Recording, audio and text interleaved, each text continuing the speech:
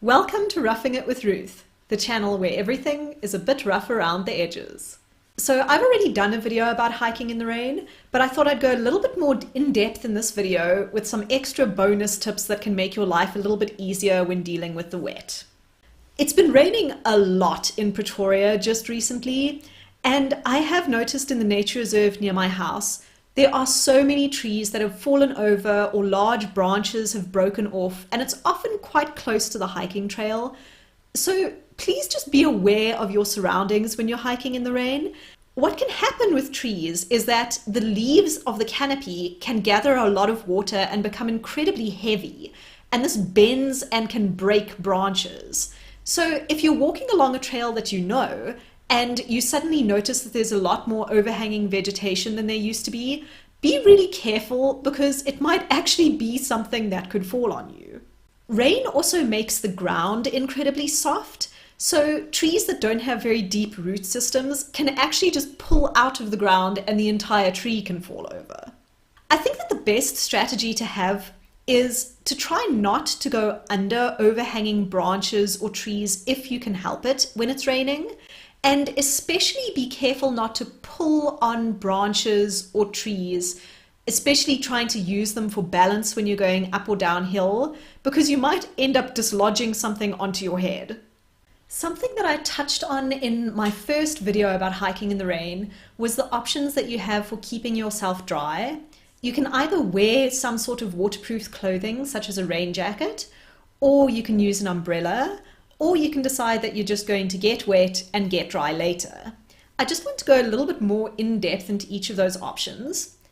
First off, the thing that most people choose is hiking in a rain jacket. There are a couple of things that you should keep in mind though. One of which is that whenever you're hiking, you're generating quite a lot of body heat, and no matter how breathable your clothing is, waterproof gear is just going to make you fairly hot. Unfortunately, with a jacket, putting it on and taking it off is also going to involve putting your backpack on and taking your backpack off, which can be a bit of a pain. You can get around this by using a larger poncho-style rain jacket that goes over you and your backpack. If you decide to use a more traditional rain jacket, there are a couple of things that you can keep in mind when choosing one. One of which is that the ability to cinch the hood closed around your face is actually very useful. If the hood sits very wide open, it can impair your peripheral vision, and it also allows wind and water to be blown in against your neck, which defeats the entire purpose of the rain jacket. Similarly, having something that can close tightly around the cuffs and around your waist can be very useful. I also like to buy my rain jacket a size larger than normal because it forms part of my layering strategy for cold weather, and I want to be able to put some warm clothing on underneath it. I do occasionally hike with an umbrella when I'm doing really short day hikes, but the main reason that I don't take it with on longer multi-day hikes is because it's a lot heavier, it's a lightning hazard, in wind it just becomes a total disaster, and it keeps your one hand occupied unless you can manage to DIY some clever device with your backpack. In rainy weather, I also find that it's really helpful to keep my cap on my head because it keeps the rain out of my eyes, and if you wear glasses, this is actually quite a big issue. Water on your glasses basically makes you blind.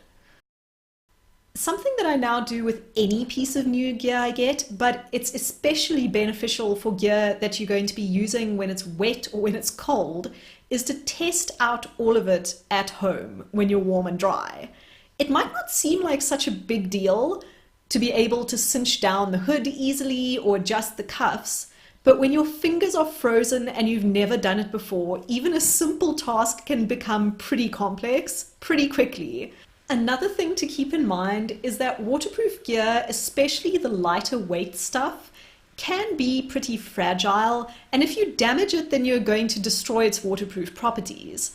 I must admit, this is something that I'm really not great at. I'm quite rough with all of my gear, and I just go through thorn trees before I even think about what I'm doing. But you should probably try not to do that. Whenever it's raining and you're potentially going to be getting wet, you should always keep hypothermia in the back of your mind. Hypothermia is where your temperature drops incredibly low, and this can become life-threatening. I always advocate hiking in a group, and it's a really good idea to try and keep tabs on each other, especially when it's raining. Remember that someone who is becoming hypothermic is going to have decreased mental functions, so they might be quite unreasonable or difficult to deal with. If you notice any of these signs in any of your hiking buddies, don't wait until it becomes an emergency. Stop right away and try to make sure that everyone gets dry and warm. If you have been hiking in the rain, then when you get home, the first thing you're going to want to do after having a warm shower and making yourself a cup of hot chocolate is to take care of all of your gear. Not just your rain gear, but anything that has gotten wet. Water can really destroy things pretty quickly if it's not dealt with, so make sure that you clean everything and put it away dry.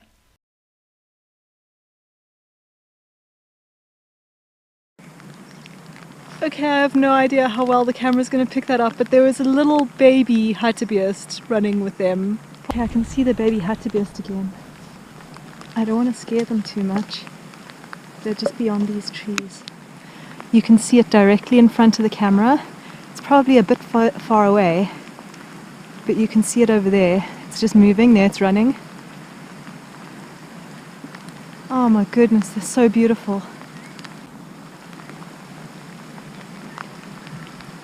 Oh, look at them. There they go.